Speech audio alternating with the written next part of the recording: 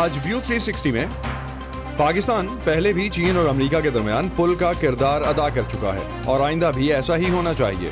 Voice of امریکہ سے پاکستانی وزیر خارجہ کی گفتگو۔ دواؤں کی قیمت بڑھنے میں ادویات ساز اداروں کا کتنا ہاتھ ہے؟ ہم خود سے پرائس ایون دن سنگل روپی بھی انکریز نہیں کر سکتے۔ اور سوات میں دریا کنارے قائم غیر قانونی تعمیرات کی سیلاب سے تباہی پر مالکان اور رہائشی کیا کہتے ہیں؟ اگر یہ یہاں پہ ریور سائڈ پہ یہ آبادی اگر نہیں ہوتی، جو پانی کا فلو تھا تو ہمارا پورا گاؤں تباہ ہو جاتا۔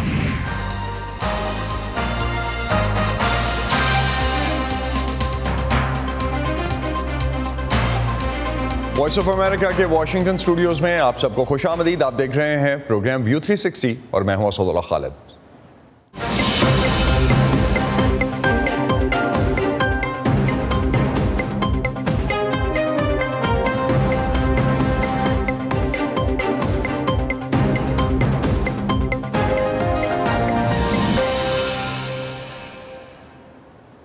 امریکی صدر جو بائیڈن آج اقوام متحدہ کی جنرل اسمبلی کے 77ویں اجلاس سے خطاب کریں گے۔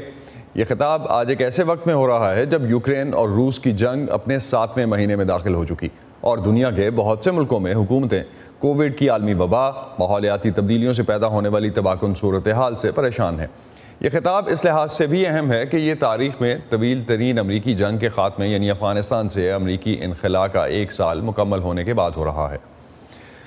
اقوام متحدہ کی جنرل اسمبلی کے اجلاس میں شرکت کے لیے پاکستان کے وزیر خارجہ بلاول بھٹو زرداری بھی نیو یارک میں ہیں۔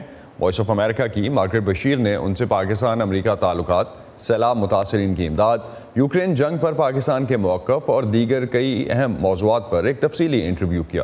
کیا امریکہ کی طرف سے پاکستان کو فلڈ ریلیف کی مد میں دی جانے والی $5 کروڑ کی امداد کا مطلب کئی سالوں سے اتار چڑھاؤ کے شکار پاکستان امریکہ تعلقات کا ری سیٹ بھی ہو سکتا ہے؟ اس سوال کے جواب میں بلاول بھٹو کا کہنا تھا کہ پاکستان اور امریکہ کے درمیان انگیجمنٹ اور اس کے لیے تعاون پہلے سے ہی شروع ہو چکا تھا۔ ان کا کہنا تھا کہ سیلاب سے ہونے والی تباہ کاری کے بعد ملنے والی امداد کے لیے وہ امریکیوں کے ممنون ہیں۔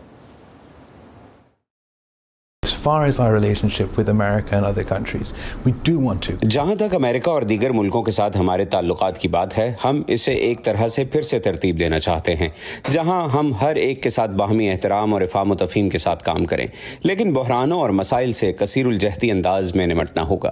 موسمیاتی تبدیلی کا مسئلہ ہو یا ہمیں درپیش دوسرے چیلنجز، ان سے کوئی ملک اکیلے نہیں نمٹ سکتا۔ ہم ان اہم مسائل پر اپنے بین الاقوامی شراکت داروں کے ساتھ مل کر کام کرنے کے خواہش مند ہیں۔ کیا سی پیک منصوبے کی رفتار سست ہو گئی ہے؟ وائس آف امریکہ کے اس سوال کے جواب میں پاکستانی وزیر خارجہ کا کہنا تھا کہ سی پیک کئی مراحل سے گزرنے کے بعد ایک نئے فیز میں داخل ہو چکا ہے اور بتدریج رفتار پکڑ رہا ہے۔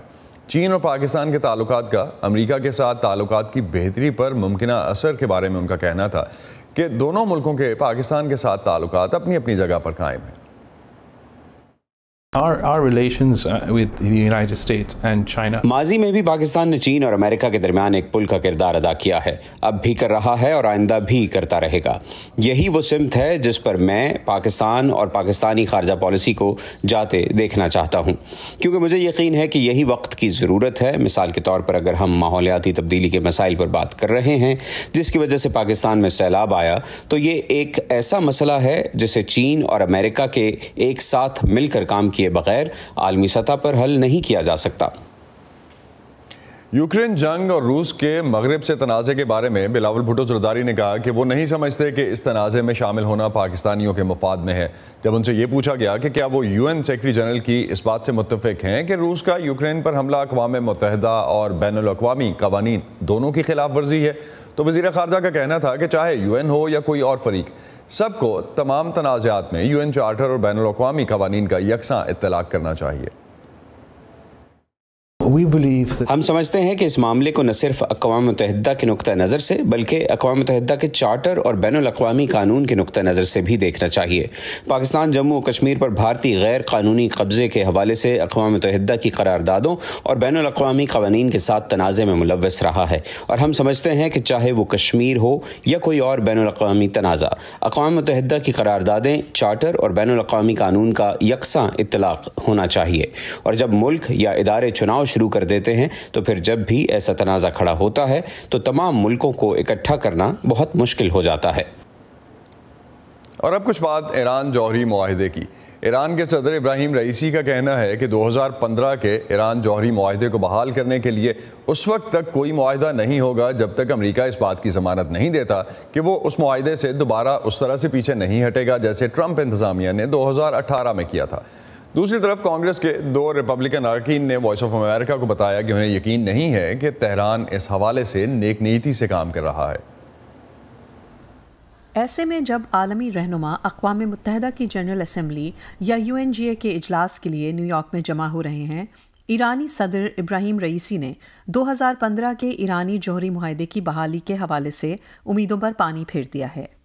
ابراہیم رئیسی نے CBS نیوز کے پروگرام 60 منٹس میں کہا کہ چونکہ ٹرمپ انتظامیہ یک طرفہ طور پر 2018 میں معاہدے سے دستبردار ہو گئی تھی، اس لیے اب تہران واشنگٹن سے ضمانت چاہتا ہے کہ کسی نئی انتظامیہ کے تحت ایسا دوبارہ نہیں ہوگا۔ وائس آف امریکہ سے بات کرنے والے ایک ایکسپرٹ کے مطابق کسی بھی حالیہ امریکی انتظامیہ کا مستقبل کی انتظامیہ کی طرف سے تہران کو کوئی ضمانت دینا بہت مشکل ہوگا۔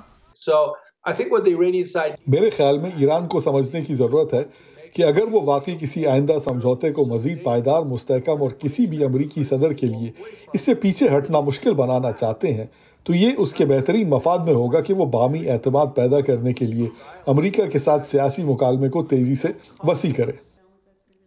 وائٹ ہاؤس میں VOA کے ساتھ ایک انٹرویو میں نیشنل سیکیورٹی کونسل کے کوآرڈینیٹر جان کربی نے کہا کہ امریکہ اور ایران اس وقت کسی بھی معاہدے پر پہنچنے سے بہت دور ہیں، لیکن وہ اب بھی یہی سمجھتے ہیں کہ ایران جوہری معاہدے یا JCPOA کو بحال کیا جانا چاہیے۔ امریکہ اب بھی JCPOA میں واپس آنے کے لیے اور اس کے دوبارہ نفاذ کے لیے پرعزم ہے، کیونکہ ایک بار پھر ہمیں یقین ہے کہ یہ معاہدہ پچھلی انتظامیہ کے دستبردار ہونے سے پہلے کام کر رہا تھا۔ آج جب میں اور آپ بات کر رہے ہیں، ایران تو بریک آؤٹ صلاحیت حاصل کرنے کے اس سے کہیں زیادہ قریب ہے جب 2015 میں معاہدہ ہوا تھا۔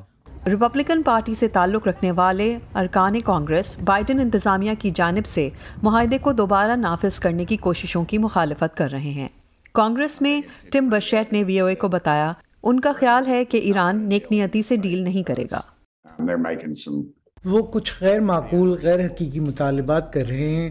وہ 2015 کے معاہدے کے مکمل معاشی فائدے چاہتے ہیں اور وہ اقوام متحدہ کی تحقیقات کو بند کروانا چاہتے ہیں جسے انہوں نے ابھی تک ظاہر نہیں کیا۔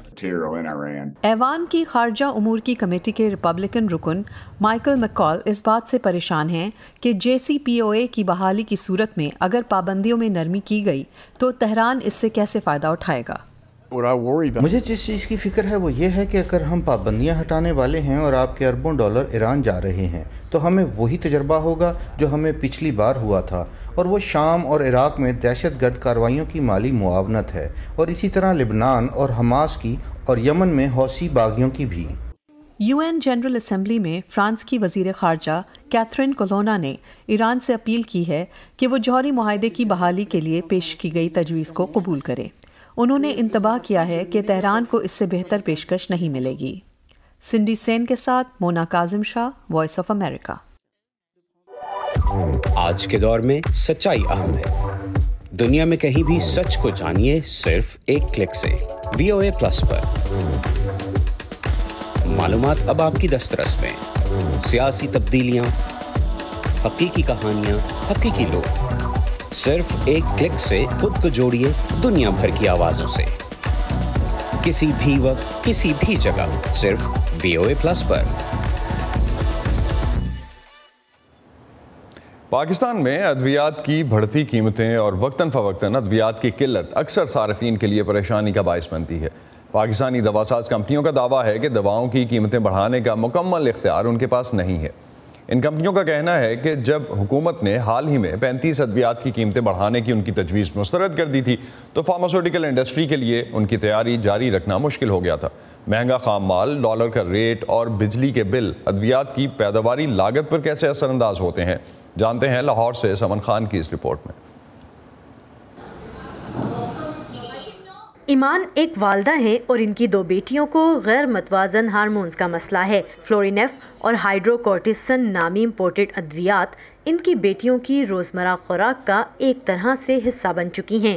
دوا مہنگی ہونے کے باعث ان کی پہنچ سے دور ہے، اس لیے وہ سرکاری یا فلاحی اداروں کی امداد پر اکتفا کرتی ہیں۔ میڈیسن ہمیں حاصل کرنے بہت مشکل ہے، جن کے پاس ہے باہر سے آتی ہے، وہ بلیک کر کے یا اگر کوئی مسئلہ ہو جاتا ہے تو وہ ملتی نہیں ہے جی، وہ آ نہیں رہی ہے۔ کچھ ادارے ہیں، چلڈرن ہاسپٹل سے ملتی ہے، وہاں پہ بھی بڑا ایشو ہوتا ہے، سارا دن صبح سے 7 بجے پرچی میں بنواؤ، پھر 10 بجے دینا شروع سٹارٹ، اور اتنے مریض ہوتے ہیں، میڈیسن نہ ملے تو پھر وہ کلر خراب ہو جاتا ہے، بہت زیادہ بلیک ہو جاتا ہے، اور اس کے بعد تھوڑی سی تھکاوٹ، ایسے جیسے تھکا سا بچہ، وامٹنگس وغیرہ، یہ الٹیاں کرنا شروع ہو جاتی ہے۔ یہ سمجھ لیں کہ میڈیسن ان بچوں کے لیے زندگی ہے۔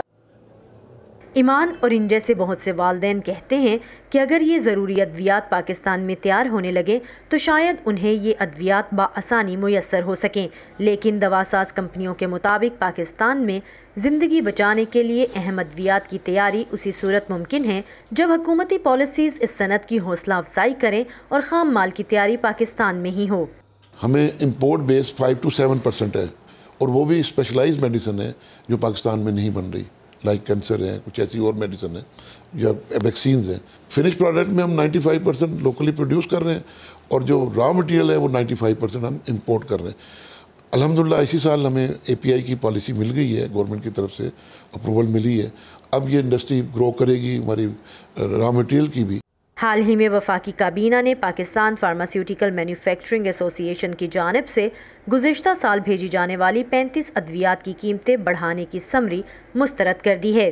جب ایک سستی دوائی مارکیٹ سے غائب ہوتی ہے تو اس کا ایک مہنگا آلٹرنیٹیو پیشنٹ یوز کرنے پہ اور ڈاکٹر پرسکرائب کرنے پہ مجبور ہوتا ہے۔ اب نقصان کیا ہوا کہ وہ سستا آپشن جو تھوڑا سا مہنگا ہونے سے مل سکتا تھا، اب اس کی جگہ ایک مہنگی دوائی خریدنا پڑے گی۔ جیسے کلاسک ایگزامپل اس وقت پیناڈول یا پیراسٹامول کی ہے کہ اس کی جو میکسیمم ریٹیل پرائس ہے اس سے بھی کاسٹ جب بڑھ جاتی ہے تو کچھ عرصے کے بعد بائی فورس اس کمپنی کو اس پروڈکٹ کو ڈسکنٹینیو کرنا پڑتا ہے۔ آپ کی ایک دوائی جس میں لیٹ سے آپ کو 100 میں سے 10 روپے بچتے تھے، اب اس میں سے 30 روپے جیب سے آپ کو ڈالنے پڑیں گے، تو اب کب تک بنائیں گے؟ لوگ یہ سمجھتے ہیں کہ جی یہ مارکیٹ سے ایک دم کس طرح غائب ہوگی، یہ غائب ہونے میں 6 مہینے لگتے ہیں، اور ہم 6 مہینے سے گورنمنٹ کو کہہ رہے ہوتے ہیں، ڈریپ کو کہہ رہے ہوتے ہیں کہ خدا رہا اس میں کچھ کریں۔ اس کے باوجود بہت سے صارفین کہتے ہیں کہ ادویات کی قیمتیں انہیں پریشان کر دیتی ہیں۔ جب ہمارے والد صاحب کو شوگر ہوئی تھی، اس وقت جو انسولین تھی وہ 300 روپے کی ڈبی تھی، آج 1100 روپے کی انسولین کی ڈبی ہے، وہ 5 دن چلتی ہے۔ تو آپ دیکھیں کہ جس کی تنخواہ 35,000 ہو وہ کیسے گزارا کرے۔ ادویات سازی کی صنعت سے وابستہ افراد کہتے ہیں کہ صارفین کو سمجھنا ہوگا کہ ادویات کی قیمتوں میں روزمرہ کی ضرورت کی دیگر اشیاء کے مقابلے بہت کم اضافہ ہوتا ہے۔ آٹا، چاول، دال، چینی، گندم، ایون دن سریا، سیمنٹ، یہ سارے لوگ پرائس بڑھا دیتے ہیں۔ ہمارے یہاں پرابلم یہ ہے کہ ہم خود سے پرائس ایون دن سنگل روپی بھی انکریز نہیں کر سکتے، ہماری پرائس کنٹرول کرتی ہے ڈریپ، جو ہمارا ریگولیٹری اتھارٹی ہے۔ جو بھی نئے باسز آتے ہیں ہمارے ریگولیٹر کے یا گورنمنٹ کی طرف سے، وہ انوینٹ ویل کرنا چاہتے ہیں، وہ یہ سمجھتے ہیں کہ جی ہم اس کو اپنے طریقے سے کرنا چاہیں، یہ اپنے طریقے سے، یہ کاروبار ہے، یہ بزنس ہے، یہ ٹیکنالوجی ہے، اس کے اندر گلوبل انپٹ چاہیے۔ پاکستان فارماسیوٹیکل مینوفیکچررز کہتے ہیں کہ حکومت کو اپوزیشن یا میڈیا کے دباؤ میں آئے بغیر فیصلے کرنے چاہیے، اور انہیں سمجھنا چاہیے کہ باقی صنعتوں کی طرح یہ صنعت بھی بجلی اور گیس کے بڑھتے بلوں، پیٹرول اور ڈالر کے ریٹ سے متاثر ہوتی ہے۔ ایمان اور ان جیسے بہت سے ایسے افراد جن کی اپنوں کی زندگی ادویات کے سہارے ہیں، وہ دوا ساز صنعت کی مشکلات سے تو واقف نہیں، لیکن حکومت سے یہ توقع ضرور رکھتے ہیں کہ وہ عوام تک یہ سہولت پہنچانے والے اداروں کے لیے پالیسیز اس قدر آسان کر دیں کہ مریضوں کو بھی فائدہ ہو اور صارفین کو بھی۔ Saman Khan, Voice of America, Lahore. وقت کے ساتھ سب کچھ بدل جاتا ہے، کچھ لوگوں کے لیے اس حقیقت کو قبول کرنا بہت ہی مشکل ہوتا ہے۔ شاید یہی وجہ ہے کہ ماضی ہماری یادوں میں زندہ رہتا ہے۔ وقت تو کبھی رکتا نہیں، کیوں نہ ایک کام کریں، ہم خود رک جائیں اور دیکھیں کہ ہمارے ارد گرد کیا کچھ بدل گیا اور اس نے ہمیں کیسے بدلا۔ میں بہجت جیلانی، پچھلی 3 دہائیوں سے زیادہ عرصے سے ریڈیو کے ذریعے آپ کا میرا ساتھ، اور اب وائس آف امریکہ سے میں آپ کے لیے لائی ایک نیا پوڈ کاسٹ، کل اور آج۔ اس میں ہم بات کریں گے ان معروف شخصیات سے جنہوں نے پل پل بدلتی اس دنیا کا بھرپور مشاہدہ کیا۔ انہی سے بات ہوگی کل اور آج کی۔ مجھے یقین ہے کہ آپ کو بھی ماضی میں جھانک کر بہت مزہ آئے گا، تو آئیے ہر ہفتے سنیے میرے ساتھ VOA اردو کا پوڈ کاسٹ کل اور آج۔ اور اب بات کرتے ہیں پاکستان میں آنے والے سیلاب سے ہونے والی تباہی کی۔ پاکستان کا 1/3 حصہ اس وقت سیلاب سے شدید متاثر ہے۔ ملک کے شمالی علاقوں سے لے کر جنوب میں اندرون سندھ اور بلوچستان تک بے شمار تباہی کی داستانیں ہیں۔ سوات بھی سیلاب سے متاثر ہونے والے علاقوں میں سے ایک ہے۔ سوات کا علاقہ بحرین سیاحوں میں کافی مقبول ہے۔ یہاں کا پر رونق بازار اور دریا کنارے بنے ہوٹل سیاحوں کو یہاں کھینچ لاتے تھے، لیکن سیلاب کے بعد بحرین تباہی کی تصویر بنا ہوا ہے۔ دریا کنارے بنے ہوٹل سیلاب کی نظر ہو گئے ہیں، جبکہ بازار ملبے کا ڈھیر بن چکا۔ مقامی حکام کا کہنا ہے کہ سیلاب سے 100 سے زیادہ ہوٹل متاثر ہوئے ہیں اور زیادہ نقصان غیر قانونی تعمیرات کی وجہ سے ہوا ہے۔ خیبر پختونخوا حکومت نے 2010 کے سیلاب کے بعد 2014 میں دریاؤں کے تحفظ کے قانون میں ترمیم کی تھی، جس کے مطابق دریا سے 200 فٹ نزدیک تک تعمیرات نہیں کی جا سکتی، لیکن مقامی رہائشی اس بات سے اختلاف کرتے ہیں۔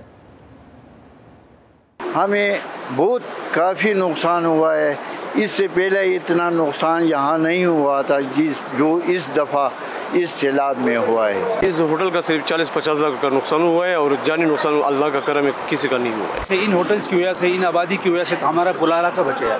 اگر یہ یہاں پہ ریور سائڈ پہ یہ آبادی اگر نہیں ہوتی، جو پانی کا فلو تھا تو ہمارا پورا گاؤں تباہ ہو جاتا۔ پاکستان میں حالیہ سیلاب کے بعد یہ سوال گردش کر رہا ہے کہ اس سال اتنی زیادہ بارشیں کیوں ہوئیں اور ماحولیاتی تبدیلیوں سے پاکستان کو کتنا خطرہ ہے؟ کیا اس سے نمٹنے کے لیے کچھ کیا بھی جا سکتا ہے؟ جانتے ہیں نوید نسیم کی اس رپورٹ میں۔ پاکستان میں تو کلائمیٹ چینج ایک لائف تھریٹننگ فنومینا کے طور پہ سامنے آ چکا ہے، جبکہ جو دوسرے ترقی یافتہ ممالک ہیں میں یہ کہوں گا کہ وہ بھی اس سے محفوظ نہیں ہیں، لیکن وہاں پہ چونکہ آبادی کم ہے، لوگوں کے اندر اویئرنیس زیادہ ہے، ان کی جو ہے وسائل ان کے پاس زیادہ ہیں، تو اس لیے وہ ان نقصانات کے اندر بہت کمی بھی وقتاً فوقتاً لا رہے ہیں اور اس سے پھر ریکور بڑی جلدی سے وہ کر لیتے ہیں۔ جو ہمارے انڈسٹریل کنٹریز ہیں جہاں پر یہ فاسل فیولز کی برننگ ہو رہی ہے، اس انڈسٹریل ایکٹیویٹی کی وجہ سے جو کاربن ڈائی آکسائڈ جنریٹ ہوئی، گلوبل وارمنگ ہوئی اور اس کی وجہ سے یہ جو تبدیلیاں ہوئیں، اس میں ہمارا اپنا حصہ تو بہت تھوڑا سا ہے، اور اس میں گوئنگ فارورڈ جو جس طرح کے اقدامات باقی ملک لے رہے ہیں اس میں اگر ہم اپنا حصہ ڈالنا بھی چاہیں تو وہ پروپورشنلی بہت کم ہے۔ وہ ممالک جو جن کی وجہ سے یہ کلائمیٹ چینج ہوا، ان ممالک کی ذمہ داری ہے کہ وہ پاکستان جیسے ملکوں کی مدد کریں تاکہ وہ اپنے آپ کو تیار کر سکیں، اپنی جان، اپنے لوگوں کی جان کو بچا سکیں۔ ہمیں اپنا زیادہ دھیان جو ہے وہ ایک دوسرے اسپیکٹ کی طرف دینا چاہیے، جس کو عام زبان کے اندر میٹیگیشن کہا جاتا ہے، یا اردو کے اندر میں کہوں کہ اس کے ساتھ ہم رہنا سیکھ لیں۔ آگے چل کے اگر گرمی کی شدت میں اضافہ ہونے کا امکان ہے اور ہیٹ ویوز کے اندر اضافہ ہونے کا امکان ہے، تو ساتھ ساتھ میں پانی سے ریلیٹڈ جتنی بھی قدرتی آفات ہیں، جن میں فلڈز ہیں یا کلاؤڈ برسٹ کے ایونٹس ہیں یا اور جو فلیش فلڈنگ ہے مختلف علاقوں میں پاکستان کے، ان کے اندر بھی اضافے کی بالکل توقع ہے۔ سب سے بڑی چیز جو ہے وہ یہ کہ جو آبی گزرگاہ ہے، جس کو ہم فلڈ پلین بھی کہتے ہیں، وہ اگر آپ عام دنوں میں جائیں گے اور دیکھیں گے تو ایک عام نگاہ میں اس کو شاید وہاں پر پانی ایک بڑی چھوٹی سی ایک ندی کی صورت میں جو ہے وہ نظر آئے گا، اور ہم عام طور پہ یہ سمجھتے ہیں کہ یہ ایسے کا ایسا ہی موجود رہے گا۔ تو فلڈ پلین کو فلڈ پلین سمجھیں اور ذہن میں یہی رکھیں کہ یہ آج یہاں پر پانی بہت کم گزر رہا ہے، کل کلا کو یہاں پر بہت زیادہ پانی گزرے گا۔ اگر کچھ بڑے ڈیم اس مقصد کے لیے خاص طور پہ بنائے جائیں کہ ایک خاص لیول کا جو سیلاب ہے اس سے بچا جا سکے، تو یقیناً وہ اس میں مددگار ثابت ہو سکتے ہیں، لیکن اس کو دیکھنا پڑے گا کہ کیا کلائمیٹ چینج کی وجہ سے جو سیلاب جس درجے کے سیلاب ہم فیس کر رہے ہیں پاکستان جیسے ملکوں میں، کیا وہاں پہ ڈیم بنانے سے ہم سیلابوں سے بچ سکتے ہیں؟ اس کے لیے بہت اچھے تجزیے کی ضرورت ہے۔ ماحولیاتی تبدیلیوں سے دنیا کے مختلف حصوں میں شدید موسم سے بہت زیادہ نقصانات ہوئے ہیں۔ امریکہ کی مختلف ریاستوں میں بھی اس سال شدید بارشوں اور سیلاب سے زندگی متاثر ہوئی ہے۔ ریاست مونٹانا، جہاں عموماً گرمیوں میں سیاحت عروج پر ہوتی ہے اور تقریباً 30 لاکھ سیاح سالانہ اس ریاست کا رخ کرتے ہیں، اس سال ہونے والی بارشوں اور ایک تاریخی سیلاب میں ریاست کا مشہور یلو سٹون نیشنل پارک بھی متاثر ہوا۔ جون میں آنے والے اس سیلاب کے 3 ماہ بعد بھی متاثرہ علاقے ابھی تک تباہی کے اثرات سے باہر نہیں آ سکے۔ پارک کے شمالی داخلے پر واقع ایک چھوٹے پہاڑی شہر گارڈنر کا بیشتر انحصار سیاحت پر ہے، لیکن اس سال جون میں غیر معمولی سیلابوں نے اس علاقے کو تباہ کر دیا، جس کی وجہ سے مقامی کاروباری سیزن بھی متاثر ہوا۔ مجھے کبھی اس طرح کا تجربہ نہیں ہوا۔ بارش ایسے ہو رہی تھی جیسے کبھی رکے گی نہیں، مسلسل ہوتی جا رہی تھی، اور پھر یہاں برف بھی پگھلنا شروع ہو گئی، تو اس طرح مل کر یہ راتوں رات پانی کا ایک بہت بڑا ریلا بن گیا۔ یلو سٹون دریا میں بہہ جانے والے اس گھر کے صرف پائپ باقی بچے ہیں۔ سیلاب نے نیشنل پارک کے بنیادی ڈھانچے کو بھی بڑے پیمانے پر تباہ کر دیا۔ ایک سڑک کے بہہ جانے سے داخلے کے شمال اور شمال مشرقی راستے باقی ماندہ گرمیوں کے لیے بند ہو گئے۔ تاریخی طور پر یلو سٹون میں زیادہ سیلاب نہیں آتے اور پہلے سے کوئی وارننگ بھی نہیں تھی کہ سیلاب آنے والا ہے، لیکن میرے خیال میں یہاں کی ٹیم اس سے زیادہ بہتر طریقے سے ہینڈل نہیں کر سکتی تھی۔ مطلب یہ ہے کہ یہ حقیقت ہے کہ 40 گھنٹے تک بجلی بند رہی۔ ایسے میں پارک کو 10,000 سیاحوں سے تقریباً 30 گھنٹوں کے اندر خالی کرانا، نقصان کا تخمینہ لگانا اور پورے پارک میں عارضی مرمت کروانا، یہ کوئی آسان نہیں تھا۔ یلو سٹون کے سپرنٹینڈنٹ کیم شولی کے مطابق پارک کا شمالی داخلی راستہ اکتوبر کے وسط میں اولڈ گارڈنر روڈ کی مرمت مکمل ہونے کے بعد کھل جائے گا۔ یہ سڑک دریا کے کنارے تباہ شدہ سڑک کا متبادل راستہ بن گئی ہے۔ طویل بندش سے مقامی کاروباروں کا نقصان ہو رہا ہے۔ سیرا آنڈرس کے ہاتھ سے پینٹ کیے جانے والے یہ خیمے، جنہیں ٹیپیز کہتے ہیں، اس سیزن میں زیادہ تر خالی رہے۔ ان کا دوسرا کاروبار ایک ریفٹنگ کمپنی ہے، جہاں ایک دن میں 20 سے 30 کشتیاں ہوتی تھیں، وہ اب کم ہو کر تقریباً 5 رہ گئی ہیں۔ بدقسمتی سے سیلاب میں ہمارا تقریباً تمام کاروبار ختم ہو گیا، اور مجھے اپنے تقریباً 3 ملازمین کو صرف اس لیے نکالنا پڑا کہ ہمارے پاس ان کے لیے کوئی کام نہیں تھا۔ فرینک اور ان کی گرل فرینڈ ایپریل روڈریگس ایک مقامی ہوٹل میں کام کرنے کے لیے تقریباً 2 سال پہلے اس علاقے میں منتقل ہوئے تھے۔ پہلے کووڈ-19 کی وبا اور پھر سیلاب نے ان کی مشکلات میں اضافہ کر دیا، لیکن اس کے باوجود ان کا یہ علاقہ چھوڑنے کا کوئی ارادہ نہیں ہے۔ یہ کمیونٹی بہت خاص ہے، اور اگر یہ خاص نہ ہوتی تو اب تک بہت سے لوگ اسے چھوڑ کر چلے جاتے۔ تو ہم سب نے مل کر سوچ بچار کی کہ ان حالات میں کیسے کام کیا جائے۔ تو ہماری کمیونٹی پہلے سے زیادہ مضبوط ہے، لیکن ہماری معیشت کو چیلنجز کا سامنا ہے۔ کچھ سیاح سفری مشکلات کے باوجود گارڈنر آنے کے لیے پوری طرح تیار تھے۔ میری اور جم نے 32 سال پہلے یلو سٹون ہی میں شادی کی تھی۔ ہم بہت دکھی ہو گئے تھے۔ ہم نے ویڈیوز دیکھی اور اندازہ ہوا کہ ہر سال موسم گرما میں آنے والے لاکھوں لوگوں کے آنے سے پارک متاثر ہوگا۔ اس میں ہمارا اپنا پلان بھی شامل تھا، لیکن اگر ہم اپنے سائیکلوں پر اندر آ جائیں اور یہاں رات کا کھانا کھائیں یا کسی اور طریقے سے گارڈنر کے قصبے کو سپورٹ کر سکیں تو ہمارے خیال میں یہ بہت اچھا ہوگا۔ یلو سٹون میں تعمیر نو کی کوششیں برسوں تک جاری رہ سکتی ہیں، لیکن پارک کے حکام کو امید کی ایک کرن نظر آتی ہے، اور وہ ہے قومی پارک کو ماحولیاتی تبدیلیوں کے چیلنجز کا مقابلہ کرنے کے قابل بنانے کا ایک موقع۔ نتاشا موزگوایا کے ساتھ شہناز عزیز، وائس آف امریکہ۔ اسی پر ختم کرتے ہیں آج کا ویو 360۔ اسٹے سیف، اور پاکستان اور خطے سمیت دنیا بھر کی اہم خبروں اور دلچسپ معلومات کے لیے اور اس کے علاوہ UNGA کی اسپیشل کوریج کے لیے آپ آ سکتے ہیں ہماری ویب سائٹ urduvoa.com پر۔ UNGA کی کوریج کے حوالے سے ہنا ربانی کھر کا انٹرویو اور بلاول بھٹو زرداری کا انٹرویو، اور اس کے علاوہ جتنی اس سے ریلیٹڈ ڈیولپمنٹس رہیں گی پاکستان کی اور انٹرنیشنل ڈیولپمنٹس اور UN general assembly plate form, وہ ہم آپ تک ضرور لے کے آتے رہیں گے۔ یہ سارا کانٹینٹ آپ کو ملے گا ہمارے سوشل میڈیا پلیٹ فارمز پر بھی، facebook.com/VOA اردو پر، اور یوٹیوب پر ہمارا چینل ہے VOA اردو کے نام سے، پھر انسٹاگرام پر ہمارا ہینڈل ہے @VOA اردو۔ اب تک کے لیے اتنا ہی۔ اسد اللہ خالد کو اجازت دیجیے، خدا حافظ۔